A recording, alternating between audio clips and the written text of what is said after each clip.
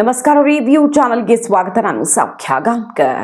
ವಿದ್ಯುತ್ ಸಹಕಾರಿ ಸಂಘದ ಚುನಾವಣೆಯ ಬಳಿಕ ಹುಕ್ಕೇರಿಯಲ್ಲಿ ಜಾರಕಿಹೊಳಿ ಬ್ರದರ್ಸ್ಗೆ ಸಿಡಿಲಾಘಾತವನ್ನೇ ಕೊಟ್ಟ ರಮೇಶ್ ಕತ್ತಿ ಆ್ಯಂಡ್ ಟೀಮ್ ಈಗ ಡಿಸಿಸಿ ಬ್ಯಾಂಕ್ ಎಲೆಕ್ಷನ್ ಬೆಳಗಾವಿಯ ಅತ್ಯಂತ ಪ್ರತಿಷ್ಠಿತ ಇಡೀ ರಾಜಕಾರಣದಲ್ಲಿ ಮತ್ತೆ ಅದು ಗಮನ ಸೆಳೀತಿದೆ. DCC bank election Belagavi politics ಅಂದರೆ ಆ ಡಿಸಿಸಿ ಬ್ಯಾಂಕ್ ಎಲೆಕ್ಷನ್ನಲ್ಲಿ ಕೂಡ ಜಾರಕಿಹೊಳಿ ಬ್ರದರ್ಸ್ಗೆ ಅತಿ ದೊಡ್ಡ ಆಘಾತವನ್ನು ಕೊಡೋದಕ್ಕೆ ಈಗ ಕತ್ತಿ ಎಂಟ್ರಿ ಕೊಟ್ಟಿದ್ದಾರೆ. ಅದು ಕೂಡ ಸೀಕ್ರೆಟ್ ಆಗಿ.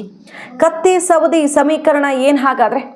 ಲಕ್ಷ್ಮಣ್ ಸವದಿ ಮತ್ತು ಕತ್ತಿ ಒಂದಾಗೇ ಬಿಟ್ರ ಸದ್ದಿಲ್ಲದೆ ಸತೀಶ್ ಜಾರಕಿಹೊಳಿ ಅವರ ಲೆಕ್ಕಾಚಾರವನ್ನು, ಅವಿರೋಧ ಆಯ್ಕೆಯ ಲೆಕ್ಕಾಚಾರವನ್ನು ತಲೆ ಕೆಳಗೆ ಮಾಡಿದ್ರ?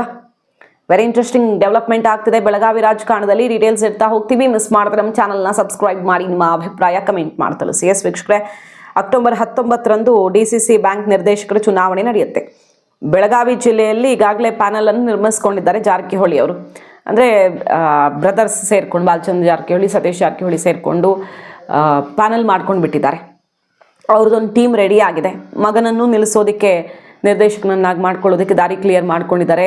ಚಂದ್ರರಾಜ್ ಹಟ್ಟಿಹಳ್ಳಿ ಅವ್ರಿಗೆಲ್ಲ ಶುಗರ್ ಫ್ಯಾಕ್ಟ್ರಿ ಇದೆಲ್ಲ ಮಾತುಕತೆ ಮಾಡಿ ಅವ್ರನ್ನ ಆ ಕಡೆ ಕಳಿಸಿ, ನೀನು ಬರಬೇಡಪ್ಪ ಈ ಕಡೆ ಅಂತ ದಾರಿ ಕ್ಲಿಯರ್ ಮಾಡಿಕೊಂಡು ಅವ್ರದ್ದೊಂದು ಟೀಮ್ ಮಾಡಿ ಅವಿರೋಧ ಆಯ್ಕೆ ಮಾಡಿಕೊಂಡು ನಾವೇ ನಮ್ಮ ಕಡೆಯವ್ರನ್ನೇ ಅಧ್ಯಕ್ಷರನ್ನಾಗಿ ಮಾಡಬೇಕು ಅಂತ ಜೊತೆನೂ ಕೂಡ ಸಮೀಕರಣ ಅಲ್ಲಿ ರೆಡಿ ಆಗಿದೆ. ಈಗ ಮೊನ್ನೆ ನಡೀತಲ್ಲ ವಿದ್ಯುತ್ ಸಹಕಾರಿ ಸಂಘದ ಚುನಾವಣೆ, ಅಲ್ಲೂ ಕೂಡ ಜೊಲ್ಲೆ ಮತ್ತು ಜಾರಕಿಹೊಳಿ ಬ್ರದರ್ಸ್ ಎಲ್ಲ ಭರ್ಜರಿ ತಯಾರಿ ಮಾಡಿದ್ರು. ಸ್ವತಃ ಸತೀಶ್ ಜಾರಕಿಹೊಳಿ ಅವರು ಹೋಗಿ ಗಲ್ಲಿಯಲ್ಲಿ ಓಡಾಡಿದ್ರು. ಆದರೆ ಯಾರೂ ಊಹಿಸದಂಥ ಫಲಿತಾಂಶ, ಅಷ್ಟಕ್ಕಷ್ಟು ಬಾಚಿಕೊಂಡ್ಬಿಟ್ರು ರಮೇಶ್ ಕತ್ತಿ. ಯಾರೂ ಅಂದ್ಕೊಂಡಿರಲಿಲ್ಲ ಹೀಗಾಗುತ್ತೆ ಅಂತ. ಯಾಕಂದರೆ ಎಲ್ಲ ವೆಹಿಕಲ್ಸಿಂದ ಹಿಡಿದು ಊಟ ಉಪಚಾರ ಅಲ್ಲಿ ಸತೀಶ್ ಜಾರಕಿಹೊಳಿ ಅವರ ಪ್ರತಿ ತಯಾರಿಗೂ ಜನವೋ ಜನ, ಓಟ್ ಬಿದ್ದಿದ್ದು ಮಾತ್ರ ಆ ಥರ. ಸೊ ಬಹುದೊಡ್ಡ ಶಾಕ್ ಕೊಟ್ಟರು ರಮೇಶ್ ಕತ್ತಿ. ಈಗ ಬೆಳಗಾವಿ ರಾಜಕಾರಣದಲ್ಲಿ ಬಯಸ್ತಿದ್ದಾರೆ ಜಾರಕಿಹೊಳಿ ಬ್ರದರ್ಸ್ಗೆ ಸೆಡ್ಡಿ ಹೊಡೆಯೋದಕ್ಕೆ. ಕತ್ತಿ ಇನ್ನಷ್ಟು ಬೆಳೆದ್ರೂ ಒಳ್ಳೆಯದು ಅಂತ ತುಂಬ ಜನ ಬಯಸ್ತಿದ್ದಾರೆ. ಯಾರಾದರೂ ಒಂದು ಅಲ್ಲಿ ಬಂದು ಈ ಸಾಹುಕಾರ್ ಬ್ರದರ್ಸ್ ಕಟ್ಟು ಹಾಕುವಂತಹ ಶಕ್ತಿ ಬೆಳೆಸ್ಕೊಳ್ಳಿ ಅಂತ ಒಳಗಿಂದೊಳಗೆ ಶಕ್ತಿ ತುಂಬೋರು ತುಂಬ ಜನ ಆಗಿಬಿಟ್ಟಿದ್ದಾರೆ. ಸೊ ರಮೇಶ್ ಕತ್ತಿ ಅವ್ರಿಗೆ ಒಳ್ಳೆಯ ಅವಕಾಶ ಓಪನ್ ಆಗಿದೆ. ಹೊರಗಡೆಯಿಂದ ಹೇಳ್ತಿದ್ದಾರೆ ರಮೇಶ್ ಕತ್ತಿ ಅವರು, ನಾನು ಪ್ಯಾನಲ್ ಮಾಡಲ್ಲ ಅಂದರೆ. ಪ್ಯಾನಲ್ ಅಂದರೆ ಅರ್ಥ ಟೀಮು. ಈಗ 9 ಸೀಟ್ ಗೆಲ್ಲೋದಕ್ಕೆ, ಅಲ್ಲಿ ನಿರ್ದೇಶಕರನ್ನು ಗೆಲ್ಲಿಸ್ಕೊಳ್ಳೋದಕ್ಕೆ ಅವರೊಂದು ಟೀಮ್ ಮಾಡಿದೆ. ನಾನು ಒಬ್ಬನೇ ನಿಲ್ತೀನಿ, ನಾನು ಅಲ್ಲಿ ನಾಮಿನೇಷನ್ ಹಾಕಿದ್ದೀನಿ ಬಿಟ್ಟು ನಾನೇ ಯಾರನ್ನು ಗೆಲ್ಲಿಸ್ಕೊಳ್ಳೋದು ಮತ್ತೊಂದು ಇಲ್ಲ, ನಾನು ಒಬ್ಬನೇ ನಿಲ್ತಿದ್ದೀನಿ, ಪ್ಯಾನಲ್ಲೇ ಮಾಡಲ್ಲ ಅಂತಿದ್ದಾರೆ. ಅಸಲಿಗೆ ಸೀಕ್ರೆಟ್ ಆಪರೇಷನ್ಗಿಳಿದ್ರೆ ರಮೇಶ್ ಕತ್ತಿ ಅವರು ಮೊದಲೇ ಎಲ್ಲ ಫಾರ್ಮುಲಾ ಬಿಟ್ಟು ಬಿಟ್ಟರೆ ಜಾರಕಿಹೊಳಿ ಬ್ರದರ್ಸ್ಗೆ ಈಸಿ ಆಗುತ್ತೆ. ಸೊ ನಾನು ಒಬ್ಬನೇ ನಿಲ್ತೀನಿ ಅಂತ ಹೇಳಿ ಟೀಮನ್ನು ರೆಡಿ ಮಾಡ್ಕೊಂಡು ಬಿಟ್ರ ರಮೇಶ್ ಕತ್ತಿ. ವಿದ್ಯುತ್ ಸಹಕಾರಿ ಸಂಘದ ಚುನಾವಣೆಯಲ್ಲೂ ಕೂಡ ತುಂಬ ಹೆಸರು ಇರುವಂಥವ್ರನ್ನೇ ನಿಲ್ಲಿಸಿರಲಿಲ್ಲ. ಅವರು ಏಕಾಏಕಿ ಎಲ್ಲ ತಯಾರಿ ಆಗಿಬಿಡ್ತಾರೆ ಲಾಸ್ಟಲ್ಲಿ ಕ್ಯಾಂಡಿಡೇಟ್ಸು. ಈಗಲೂ ಕೂಡ ಸದ್ದಿಲ್ಲದೆ ಪ್ಯಾನಲ್ ರೆಡಿ ಆಗ್ತಿದೆ, ಅದು ಕೂಡ ಸೌದಿ ಅವ್ರ ಜೊತೆ ಸೇರಿ. ಜಾರಕಿಹೊಳಿ ಬ್ರದರ್ಸು ಸದ್ಯ ಕಾಗವಾಡ ಮತ್ತು ನಿಮ್ಮ ಕ್ಷೇತ್ರದ ಕಡೆ ನಾವು ಬರಲ್ಲ ಅನ್ನೋ ಥರ ಮಾತುಕತೆ ಮಾಡಿ ಸೌದಿ ಅವ್ರನ್ನ ಸೈಲೆಂಟ್ ಮಾಡಿದರು. ಬಟ್ ಈಗ ಏಕಾಏಕಿ ಅಥಣಿಯಲ್ಲಿ ಮಹೇಶ್ ಕುಮಟಳ್ಳಿ ಅಂದರೆ ಜಾರಕಿಹೊಳಿ ಕಡೆಯ ಕ್ಯಾಂಡಿಡೇಟ್ ಅಲ್ಲಿಗೆ ಹೋಗಿಬಿಟ್ಟಿದ್ದಾರೆ. ಅದೇನು ವಾಪಸ್ ತೊಗೊಳ್ತಾರೋ ನಿಲ್ತಾರೋ ಅದೇನು ಕಥೆ ಅನ್ನೋದು ಗೊತ್ತಾಗ್ತಿಲ್ಲ. ಸೊ ಸೌದಿ ಅವ್ರ ಜೊತೆ ಆದ ಮಾತುಕತೆ ಮುರಿದು ಬಿದ್ದಿದೆಯಾ?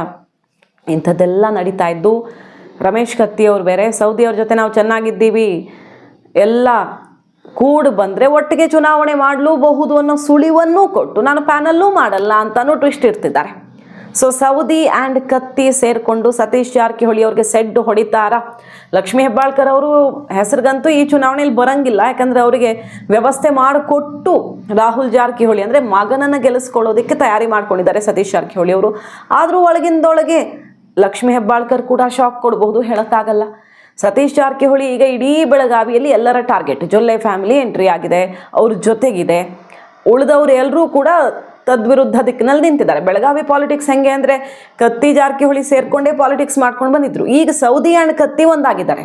ಹಿಂದೆ ಇವರನ್ನು ಸೋಲಿಸ್ಕೊಂಡವರು, ಕೆಳಗಿಳಿಸಿದವರು, ವಿಧಾನಸಭಾ ಚುನಾವಣೆಯಲ್ಲೂ ಕೂಡ ಸೌದಿ ಅವ್ರಿಗೆ ಶಾಕ್ ಕೊಟ್ಟವರು. ಆಗಿನ ಲೆಕ್ಕಾಚಾರ ಬೇರೆ. ಬಟ್ ಈಗ ಕತ್ತಿ ಫ್ಯಾಮಿಲಿ ಜೊತೆ ಸೌದಿ ಅವ್ರು ಚೆನ್ನಾಗಿದ್ದಾರೆ. ಹಾಗಾಗಿ ಸಮೀಕರಣ ದಿನೇ ಬದಲಾಗ್ತಿರುತ್ತೆ ಅಲ್ಲಿ. ಸತೀಶ್ ಜಾರಕಿಹೊಳಿ ಮತ್ತು ಜಾರಕಿಹೊಳಿ ಬ್ರದರ್ಸ್ನ ಕಟ್ಟ ಹಾಕೋದೇ ಈಗ ಮೂಲ ಉದ್ದೇಶ. ಯಾಕಂದರೆ ಮೊನ್ನೆ ಏನಂದ್ರು, ರಮೇಶ್ ಜಾರಕಿಹೊಳಿ ಅನ್ನೋ ದೊಡ್ಡ ಶಕ್ತಿಯನ್ನು ನಾವು ಹೊರಗಿಟ್ಟಿದ್ದೇ ತಪ್ಪಾಗೋಯ್ತು, ಈಗ ಅವ್ರು ಎಂಟ್ರಿ ಆಗುತ್ತೆ ಅಂದರು. ಅದರ ಅರ್ಥ ಏನು? ಡಿಸಿಸಿ ಚುನಾವಣೆಗೆ ರಮೇಶ್ ಜಾರಕಿಹೊಳಿ ಸೇರಿದಂತೆ ನಾವೆಲ್ಲ ಅಣ್ಣ ತಮ್ಮಂದ್ರು ಒಂದಾಗ್ತೀವಿ ಅನ್ನೋ ಥರ ಸಂದೇಶ ಇತ್ತು. ಆದರೆ ಈಗ ರಮೇಶ್ ಕತ್ತಿ ಅವರು ಸೌದಿ ಫ್ಯಾಕ್ಟರನ್ನು ತಂದು ಸತೀಶ್ ಜಾರಕಿಹೊಳಿ ಅವ್ರಿಗೆ, ಜಾರಕಿಹೊಳಿ ಬ್ರದರ್ಸ್ಗೆ ಬಿಗ್ ಶಾಕ್ ಅನ್ನೇ ಕೊಡಲಿದ್ದಾರಾ ಅನ್ನೋದು ಈಗ ಕುತೂಹಲಕ್ಕೆ ಕಾರಣ ಆಗಿದೆ. ಅವಿರೋಧ ಆಯ್ಕೆ ನಮ್ಮದೇ ಫೈನಲ್ ಅಂತ ಸತೀಶ್ ಜಾರಕಿಹೊಳಿ ಅವರು ಲಿಂಗಾಯತರನ್ನ ಅಧ್ಯಕ್ಷರನ್ನಾಗಿ ಮಾಡ್ತೀವಿ ನಾವು ಘೋಷಣೆನೂ ಮಾಡ್ಕೊಂಡು ಬಹುತೇಕ ಜೊಲ್ಲೆ ಫ್ಯಾಮಿಲಿ ಕೂರಬಹುದಾ ಅಧ್ಯಕ್ಷರಾಗಿ ಅನ್ನೋ ಥರದಲ್ಲಿ ಅವ್ರು ತಯಾರಿ ಮಾಡ್ಕೊಳ್ತಿದ್ದಾರೆ. ಆದರೆ ಪ್ಯಾನಲ್ಲೇ ಮಾಡಲ್ಲ ಅಂತಿರೋ ಕತ್ತಿ ಅವರು ಇನ್ನೂ ಒಂದು ಮಾತು ಹೇಳ್ತಿದ್ದಾರೆ. ಅವರು 25 ವರ್ಷಗಳ ಕಾಲ ಬ್ಯಾಂಕಿನ ಅಧ್ಯಕ್ಷನಾಗಿ ನಾನು ಕೆಲಸ ಮಾಡಿದ್ದೀನಿ. ನನ್ನ ಹಿಡಿತ ಉಪಾಧ್ಯಕ್ಷನಾಗಿ ಎಷ್ಟು ವರ್ಷ, ಅಧ್ಯಕ್ಷನಾಗಿ 25 ವರ್ಷ, ನಿರಂತರ 9-10 ವರ್ಷಗಳಿಂದ ಅಲ್ಲಿ ಅವಿರೋಧ ಆಯ್ಕೆ, 40 ವರ್ಷಗಳ ಕಾಲ DCC ಬ್ಯಾಂಕ್ ಸೇವೆ ಸಲ್ಲಿಸಿರೋ ಎಕ್ಸ್ಪೀರಿಯನ್ಸ್ ಇದೆ, ಮರೆಯೋದು ಬೇಡ ನನಗೆ ಅನ್ನುವಂಥ ಮೆಸೇಜ್ ಕೊಟ್ಟು 16 ಜನ ನಿರ್ದೇಶಕರನ್ನ ವಿಶ್ವಾಸಕ್ಕೆ ತಗೊಂಡು ಬ್ಯಾಂಕಿನ ಪ್ರಗತಿ ಮಾಡಿದ್ದೀನಿ ಅಂತ ಹೇಳಿ ಒತ್ತಿ ಹೇಳಿ ಈಗಲೂ ಕೂಡ ಆ ಬಲ ನನಗಿದೆ ಅನ್ನೋ ಸಂದೇಶ ಕೊಡ್ತಾನೆ ನಾನೇನು ಪ್ಯಾನಲ್ ಮಾಡಲ್ಲ ಅಂತಾರೆ ರಮೇಶ್ ಕತ್ತಿ ಅವರು. ಆದರೆ ಅವರ ಇಂಟರ್ನಲ್ ಲೆಕ್ಕಾಚಾರವೇ ಬೇರೆ ರೀತಿ ಇದ್ದಂಗಿದೆ. ಹುಕ್ಕೇರಿ ಕ್ಷೇತ್ರದಲ್ಲಿ ನಾನು ಸ್ಪರ್ಧೆ ಮಾಡಿ ಗೆದ್ದು ಬರ್ತೀನಿ ಆ ವಿಶ್ವಾಸ ಇದೆ. ಬೇರೆ ಕಡೆ ಕರೆದ್ರೆ ನಾನು ಪ್ರಚಾರಕ್ಕೆ ಹೋಗ್ತೀನಿ ಅಂತಿದ್ದಾರೆ. ಪ್ಯಾನಲ್ ಮಾಡ್ತೀನಿ ಅಂತಿಲ್ಲ, ಅವರು ಕರೆದ್ರೆ ಪ್ರಚಾರಕ್ಕೆ ಹೋಗ್ತೀನಿ ಅಂತಿದ್ದಾರೆ. ಸೊ ಸದ್ದಿಲ್ಲದೆ ಟೀಮನ್ನು ರೆಡಿ ಮಾಡ್ಕೊಂಡಿದ್ದಾರೆ ರಮೇಶ್ ಕತ್ತಿ ಅವರು ಅನ್ನೋದು ವೆರಿ ಕ್ಲಿಯರ್ ಆಗಿ ಗೊತ್ತಾಗ್ತಾ ಇದೆ. ನೋಡಿ, ಬೈಲಹೊಂಗಲ ಕ್ಷೇತ್ರದಿಂದ ಮಾಜಿ ಶಾಸಕ ವಿಶ್ವನಾಥ್ ಪಾಟೀಲ್ ಅವರು ನಾಮಪತ್ರ ಸಲ್ಲಿಸಿದ್ದಾರೆ. ಇಲ್ಲಿ ಈ ಕಡೆ ಹುಕ್ಕೇರಿಯಿಂದ ರಮೇಶ್ ಕತ್ತಿ ಅವರು ಸಲ್ಲಿಸಿದ್ದಾರೆ. ಅವರದ್ದು ಟೀಮ್ ರೆಡಿ ಆಗ್ತಿದೆ. ಆದರೆ ಹೇಳ್ಕೊಳ್ತಿಲ್ಲ ಅಂತಾನೆ ಅನಿಸ್ತಿರೋದು ಈಗಿನ ಮೇಲ್ನೋಟಕ್ಕೆ ನೋಡಿದ್ರೆ. ಗ್ರಾಮೀಣ ವಿದ್ಯುತ್ ಸಹಕಾರಿ ಸಂಘದ ಚುನಾವಣೆಯಲ್ಲಿ ಗೆದ್ದು ಬೀಗಿದ ಬಳಿಕ DCC ಬ್ಯಾಂಕ್ ಚುನಾವಣೆಯಲ್ಲಿ ಹವಾ ಸೃಷ್ಟಿಸೋದಕ್ಕೆ ಹೊರಟಿದ್ದಾರೆ ರಮೇಶ್ ಕತ್ತಿ. ಮೊನ್ನೆ ಏನಂದ್ರು, ಇಲ್ಲಿಂದ ಸುಂಟ್ರಗಾಳಿ ಹೇಳುತ್ತೆ, ಇಡೀ ಬೆಳಗಾವಿ ವ್ಯಾಪ್ಸತ್ತೆ, ಉತ್ತರ ಕರ್ನಾಟಕ ವ್ಯಾಪ್ಸತ್ತೆ, ನೆಕ್ಸ್ಟು ಸೆಡ್ಡು ಹೊಡಿತೀವಿ, ಯಮಕನ ಮರಡಿಗೂ ನುಗ್ಗುತ್ತೀವಿ, ಅರವಾವಿಗೂ ನುಗ್ಗುತ್ತೀವಿ, ಗೋಕಾಕ್ಗೂ ನುಗ್ಗುತ್ತೀವಿ ಅಂತ ಡೈರೆಕ್ಟ್ ಹಿಟ್ ಜಾರಕಿಹೊಳಿ ಬ್ರದರ್ಸ್ಗೆ. ಈಗ DCC ಬ್ಯಾಂಕ್ ಚುನಾವಣೆಯಲ್ಲೂ ಕೂಡ ಆಘಾತವನ್ನು ಕೊಡ್ತಾರ ರಮೇಶ್ ಕತ್ತಿ ಅನ್ನುವಂಥ ತಯಾರಿ ನಡೀತಿದೆ. ಲಕ್ಷ್ಮಣ್ ಸವದಿ ಅವ್ರ ಜೊತೆ ಒಂದಾಗ್ತೀರಾ ಅಂದರೆ ಒಂದಾಗಿಯೇ ಇದ್ದೀವಿ ಅನ್ನೋ ಹಿಂಟನ್ನು ಅವರು ಕೊಟ್ಟಿದ್ದಾರೆ. 16 ನಿರ್ದೇಶಕ ಸ್ಥಾನಗಳ ಪೈಕಿ 10 ಸ್ಥಾನ ನಮ್ಮ ಬಳಿಯೇ ಇದೆ ಅಂತ ಸತೀಶ್ ಜಾರಕಿಹೊಳಿ ಅವರು ಹೇಳ್ತಿದ್ದಾರೆ. ಅದಕ್ಕೆ ನಾನು ಉತ್ತರ ಕೊಡಲ್ಲ, ಜನ ಉತ್ತರ ಕೊಡ್ತಾರೆ ಅಂತಿದ್ದಾರೆ ಅವರು. ಯಾವುದಕ್ಕೂ ಡೈರೆಕ್ಟ್ ಆನ್ಸರ್ ಇಲ್ಲ, ಎಲ್ಲದರಲ್ಲೂ ಕೂಡ ಗೊಂದಲಮಯವಾದ ಆನ್ಸರ್ ಕೊಟ್ಟು ಈಗ ಎದುರಾಳಿಗಳಿಗೆ ಅರ್ಥ ಮಾಡ್ಕೊಳ್ಳೋಕ್ಕಾಗಬಾರ್ದು ಆ ರೀತಿ ಕನ್ಫ್ಯೂಸ್ ಮಾಡ್ತಿದ್ದಾರೆ. 50 ಲಕ್ಷ ಜನರ ಬದುಕು ಬೀದಿಗೆ ಬರುತ್ತೆ ಜಿಲ್ಲೆಯಲ್ಲಿ. DCC ಬ್ಯಾಂಕ್ ಅಧಿಕಾರ ಯಾರ ಕೈ ಕೊಡಬೇಕು ಅನ್ನೋದು ಜನರಿಗೆ ಗೊತ್ತು. ಉತ್ತಮ ಆಯ್ಕೆ ಆಗದೇ ಇದ್ರೆ 50 ಲಕ್ಷ ಜನರ ಬದುಕು ಬೀದಿಗೆ ಬರುತ್ತೆ. 9ನೇ ಬಾರಿ ನಾಮಪತ್ರ ಸಲ್ಲಿಸ್ತಿರೋದು ನಾನು, ನನಗಿರೋ ಅನುಭವ ಅಂತ ಹೇಳ್ತಾನೆ ಜನ ಹೆಂಗೆ ಆಯ್ಕೆ ಮಾಡ್ತಾರೆ ಅನ್ನುವಂಥ ಸಂದೇಶ ಕೂಡ ಕೊಟ್ಟಿದ್ದಾರೆ. ಯಾರ ಕೈ ಕೊಡಬೇಕು ಅನ್ನೋದನ್ನು ಜನನೇ ನಿರ್ಧಾರ ಮಾಡ್ತಾರೆ ಅನ್ನುವಂಥ ಓಪನ್ ಚಾಲೆಂಜ್. ನಮ್ಮಪ್ಪನ ಸ್ವತ್ತು ಅಲ್ಲ, ಸತೀಶ್ ಜಾರಕಿಹೊಳಿ ಅಪ್ಪನ ಸ್ವತ್ತು ಅಲ್ಲ ಅದು ಅಂತ ಚಾಲೆಂಜ್ ಬೇರೆ ಹಾಕಿದ್ದಾರೆ. ಪ್ಯಾನಲ್ ಮಾಡಲ್ಲ ಅಂತಿರೋ ರಮೇಶ್ ಕತ್ತಿ ಅವರು ಲಾಸ್ಟಲ್ಲಿ ಕೊಟ್ಟಿರೋ ಹಿಂಟ್ ನೋಡಿ, ನಮಗೆ ಮ್ಯಾಜಿಕ್ ನಂಬರ್ ಅವಶ್ಯಕತೆ ಇಲ್ಲ, ಸಮಾನ ಮನಸ್ಕರೆಲ್ಲ ನನ್ನೊಂದಿಗೆ ಬರ್ತಾರೆ, ಪ್ಯಾನಲ್ ಮಾಡ್ತೀನಿ ಅನ್ನೋದೊಂದು ಹೇಳ್ತಿಲ್ಲ. ಬಿಟ್ಟರೆ ಅವರು ಸೌದಿ ಜೊತೆ ಒಂದಾಗಿದ್ದೀನಿ ಅಂತಿದ್ದಾರೆ. ಕ್ಷೇತ್ರಗಳಿಗೆ ಬೇರೆ ಬೇರೆ ಕಡೆ ಬೇರೆ ತಾಲೂಕಿಗೆ ಕರೆದ್ರೆ ಪ್ರಚಾರಕ್ಕೆ ಹೋಗ್ತೀನಿ ಅಂತಿದ್ದಾರೆ. ಮತ್ತು ಸಮಾನ ಮನಸ್ಕರು ಒಂದಾಗ್ತೀವಿ ಅಂತಿದ್ದಾರೆ. ಸೊ ಸುಮ್ಮನೆ ಇವರು ಒಂದು ಕಡೆ ಗೆದ್ದುಕೊಂಡು ರಮೇಶ್ ಕತ್ತಿಗೆ ಆಗೋ ಲಾಭ ಏನಿದೆ? ತಾನೊಂದು ನನ್ನ ಕ್ಷೇತ್ರದಲ್ಲಿ ನಾನು ಗೆದ್ದುಕೊಳ್ತೀನಿ, ಬೇರೆ ಏನಿಲ್ಲ ಪ್ಯಾನಲ್ಲು ಅಂದರೆ ಅದರಲ್ಲಿ ಅವಶ್ಯಕತೆನೇ ಇಲ್ಲ, ಅವ್ರಿಗೇನು ಸಿಗೋದೇನೂ ಇಲ್ಲ ಅದರಿಂದ. ಹಾಗಾಗಿ ಸದ್ದಿಲ್ಲದೆ ಟೀಮ್ ಮಾಡಿ ಸತೀಶ್ ಜಾರಕಿಹೊಳಿ ಕಟ್ ಹಾಕೋದಕ್ಕೆ ಭರ್ಜರಿ ತಯಾರಿ ಮಾಡ್ಕೊಂಡಿದ್ದಾರೆ ಅನ್ನೋದು ಕ್ಲಿಯರ್ ಕಟ್ಟಾಗಿ ಕಾಣಿಸ್ತಾ ಇದೆ. DCC ಬ್ಯಾಂಕ್ನಲ್ಲಿ ನನ್ನ ವಿರೋಧಿ ಬಣ ಯಾವುದೂ ಇಲ್ಲ, ನಾನು ಅಧ್ಯಕ್ಷ ಸ್ಥಾನದ ಆಕಾಂಕ್ಷಿನೂ ಅಲ್ಲ ಅಂತ ಅವರು ಹೇಳ್ಕೊಳ್ತಿದ್ದಾರೆ. ಆದರೆ ಬೇರೆ ಬಗೆಯಲ್ಲಿ ಸ್ಟ್ರಾಟಜಿ ಬೆಳಗಾವಿ ರಾಜಕಾರಣದಲ್ಲಿ ರೆಡಿ ಆಗ್ತಿದೆ. ಸತೀಶ್ ಜಾರಕಿಹೊಳಿ ವಿರೋಧಿಗಳು ಜೊತೆಗಿದ್ದಂತೆ ಕಾಣಿಸ್ಕೊಂಡು ಕತ್ತಿ ಜೊತೆ ಕೈ ಜೋಡಿಸ್ತಿದ್ದಾರಾ ಅನ್ನೋದು ಈಗ ಕುತೂಹಲಕಾರಿ. DCC ಬ್ಯಾಂಕ್ ಚುನಾವಣೆಯಲ್ಲಿ ಹೆಂಗಾಗಿದೆ ಅಂದರೆ, ಎಲ್ಲಿ ಕಿಡ್ನ್ಯಾಪ್ ಮಾಡಿಬಿಡ್ತಾರೋ ಮೆಂಬರ್ಸ್ನ ಅನ್ನೋ ಮಟ್ಟಿಗೆ ಅಲ್ಲಿ ಲಾಂಗು ಮಚ್ಚು ಹಿಡ್ಕೊಂಡು ಪುಡಾರಿಗಳು ಕಾವಲು ಕಾಯ್ತಿದ್ದಾರೆ. ಆ ರೀತಿ ಪ್ರತಿಷ್ಠೆಯ ಸಮರವಾಗಿ ಈಗ ತಯಾರಿ ನಡೀತಿದೆ. ಸತೀಶ್ ಜಾರಕಿಹೊಳಿ ಅವ್ರಿಗೆ ಇದು ಭಯಂಕರ ಪ್ರತಿಷ್ಠೆ. ಅಧ್ಯಕ್ಷ ಕುರ್ಚಿಯ ಕನಸನ್ನು ಕಾಣ್ತಿರೋ KPCC ಅಧ್ಯಕ್ಷ ಕುರ್ಚಿ ಮೇಲೆ ಕಣ್ಣಿಟ್ಟಿರುವಂಥ ಸತೀಶ್ ಜಾರಕಿಹೊಳಿ ಅವ್ರಿಗಂತೂ ತಮ್ಮ ಕುಟುಂಬದ ರಾಜಕಾರಣದ ಹಿಡಿತ ಜಾಸ್ತಿ ಮಾಡ್ಕೊಳ್ಳೋದಕ್ಕೆ, ಜಿಲ್ಲೆ ಹೋಲ್ಡನ್ನು ಹೆಚ್ಚಿಸ್ಕೊಳ್ಳೋದಕ್ಕೆ ಇದು ಭಯಂಕರ ಪ್ರತಿಷ್ಠೆ. ಸೊ ಮತ್ತೊಂದು ಪೆಟ್ಟು ಕೊಡ್ತಾರ ರಮೇಶ್ ಕತ್ತಿ ಆ್ಯಂಡ್ ಸವದಿ ಮತ್ತು ತಂಡದವರು, ಕಾದು ನೋಡಬೇಕು. ಇನ್ನೊಂದು ಟೀಮ್ ನಾಯಕಂದ್ರೆ ಕಾಳಜಿ ಇದೆ ನಮಗೆ, ಬ್ಯಾಂಕ್ ಉಳಿಬೇಕು, ಬ್ಯಾಂಕ್ ಅನ್ನ ಸದೃಢಗೊಳಿಸಬೇಕು ಬಹುಶಃ ಜಿಲ್ಲಾ ಇದೆ. ಅಂತ ಸಂದರ್ಭದಲ್ಲಿ ಬ್ಯಾಂಕ್ ಅನ್ನ ಉಳಿಸ್ಲಿಕ್ಕೆ ತಾವಿಗೆ ನಿರ್ದೇಶಕ ಸ್ಥಾನ ಆಗಬೇಕು, ಅಧ್ಯಕ್ಷರಾಗಬೇಕು ನಿಮ್ಮವರೇ ಅಂತೇಳಿ ಒಂದು ಏನಿದೆ, ಅದಕ್ಕೆ ತಾವು ಲೀಡರ್ಶಿಪ್ ತಗೋತೀರಾ ಅಂತ ಅವಶ್ಯಕತೆ ಇಲ್ಲ, ಲೀಡರ್ಶಿಪ್ ತೊಗೊಳ್ಳೋಂಥದ್ದು ಅವಶ್ಯಕತೆ ಇಲ್ಲ.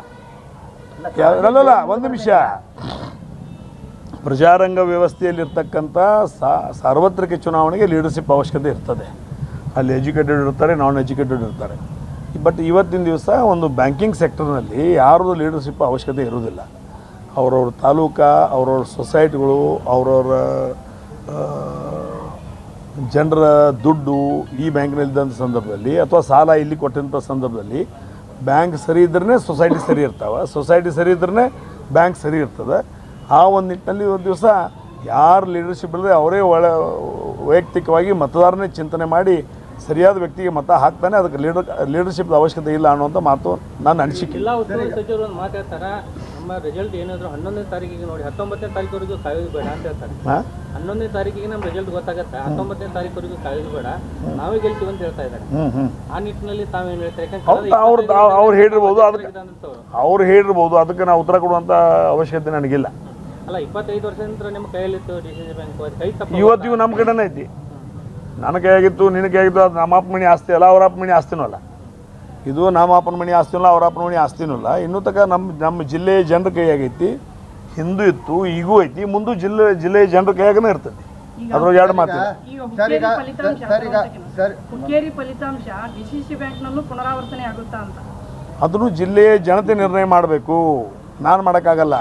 ಜಿಲ್ಲೆಯ ಜನ ನಿರ್ಣಯ ಮಾಡಬೇಕು. ಈಗ ಪ್ಯಾನಲ್ ವೈಸ್ ಇಲೆಕ್ಷನ್ ಕಂಟೆಸ್ಟ್ ಮಾಡೋದು ಈಗ ಇದೆ. ಅಲ್ಲಿ ಅವಶ್ಯಕತೆ ಬಿದ್ದರೆ ಬಹುಶಃ ಅವಶ್ಯಕತೆ ಬೀಳುವುದಿಲ್ಲ ಅಂತ ನನ್ನ ಅನಿಸಿಕೆ. ಯಾಕೆ ಇನ್ನೂ ಇತಿಹಾಸದಲ್ಲಿ ಇಷ್ಟುವರೆಗೆ ಒಂದ್ಮಿನಿಟ್ ಅವ್ರು ಮುಗಿಸಲ್ಲ. ಈಗ ಇಲ್ಲಿವರೆಗೆ ನಾನು 1986ರಿಂದ ನಾ ಇಲ್ಲಿಗಿದ್ದೀನಿ. ಇದು ನಾನು ನಾಮಪತ್ರ ಸಲ್ಲಿಸಿರೋದು 9ನೇ ಬಾರಿ. ಈಗ 8 ಸಲ ನಾಮಪತ್ರ ಸಲ್ಲಿಸಿ ಒಮ್ಮೆ ಮೊದಲನೇದ್ದು 1986ರಲ್ಲಿ ಒಮ್ಮೆ ನಾಮಪತ್ರ ಸಲ್ಲಿಸಿದ್ದೀನಿ. ಅವಾಗ ಚುನಾವಣೆಯಾಗಿ ಆಯ್ಕೆ ಬಂದೀನಿ. ಅದರ ನಂತರ 7 ಸಲ ನಾನು ನಾಮಪತ್ರ ಸಲ್ಲಿಸಿದರೆ ಅವಿರೋಧವಾಗಿ ಆಯ್ಕೆಯಾಗಿ ಬಂದೀನಿ. ಇವತ್ತು ಸಲ್ಲಿಸಿದ್ದು ನಾವು 9ನೇ ಬಾರಿಗೆ. ಈ ಒಂದು ಸಂದರ್ಭದಲ್ಲಿ ಇಲ್ಲಿವರೆಗೆ ಪೆನಲ್ ಅನ್ಕಿ ನಮ್ಮ ಜಿಲ್ಲೆಯಲ್ಲಿ ಆಗಿಲ್ಲ, ಅದರ ಅವಶ್ಯಕತೆ ಕಂಡು ಬಂದಿಲ್ಲ. ಇದು ಬರೀ ಬೆಳಗಾವಿ ಒಳಗಿನವರ ರಾಜಕಾರಣ ಅಂತ ಕಂಡ್ರೂ ಕೂಡ ಇದು ರಾಜ್ಯ ಮಟ್ಟದಲ್ಲೂ ಲಿಂಕ್ ಇರುತ್ತೆ. ಯಾಕಂದರೆ ಸತೀಶ್ ಜಾರಕಿಹೊಳಿ ಅವ್ರದ್ದು ಮುಂದಿನ ಪ್ಲ್ಯಾನ್ ತುಂಬ ದೊಡ್ಡದಿದೆ. DCM ಅಧ್ಯಕ್ಷ ಕುರ್ಚಿ, CM ತನಕನೂ ಇದೆ ಅವ್ರ ಕನಸು. ಹಾಗಾಗಿ ರಾಜ್ಯ ಮಟ್ಟದ ನಾಯಕರದ್ದು ದೊಡ್ಡ ಕೈ ಇರುತ್ತೆ ಬೆಳಗಾವಿ ರಾಜಕಾರಣದಲ್ಲಿ. ಅಲ್ಲಿ ಬೇರೆ ಬೇರೆ ಕ್ಯಾಲ್ಕುಲೇಷನ್ನು ರಾಜ್ಯ ಮಟ್ಟದವರು ಕೂಡ ಮಾಡ್ತಿರ್ತಾರೆ, ಬರೀ ಬೆಳಗಾವಿ ಜಿಲ್ಲೆಯವರಷ್ಟೇ ಅಲ್ಲ ಅನ್ನೋದು ಗಮನಾರ್ಹ. ಮಾಹಿತಿ ಇಷ್ಟ ಆಗಿದ್ರೆ ಮಿಸ್ ಮಾಡದೆ ನಮ್ಮ ಚಾನಲ್ನ ಸಬ್ಸ್ಕ್ರೈಬ್ ಮಾಡಿ. ನಿಮ್ಮ ಅಭಿಪ್ರಾಯ ಕಮೆಂಟ್ ಮಾಡಿ ತಿಳಿಸಿ. Thank you.